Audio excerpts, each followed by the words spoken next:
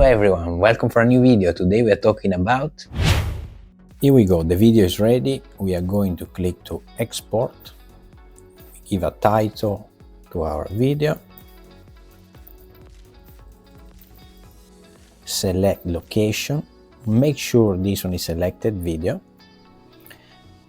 4K. You can also select all the rest, but 4K is the highest, or 8K. Bitrate recommended. It is up to you, but recommended or higher is something that you could use. Codec is H.264, perfect for the online videos. Format MP4. MOV is just a bit more in terms of size, but MP4 is pretty good for the online use.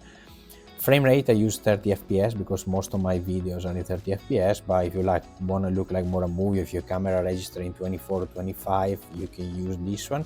60 FPS or more is if you have videos with slow motion or fast and slow motion videos. Optical flow, you can leave it on. It works well only if you have a ralenti mode or slow motion again.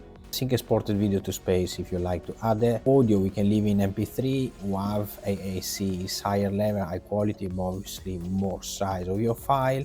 We don't export in GIF. Don't forget to like the video and subscribe to the channel. Caption is not selected now, but if you have any caption, it will be selected here. So if you like to have the extra caption, just make sure this one is selected. I'm not going to do in this case. If you have some music audio from the library and you want to double check the copyright to not have surprises when you upload on YouTube or other social media, make sure you select this one as well. I don't select it in this case because you can do it only for video for more than a minute, and this is a very short video.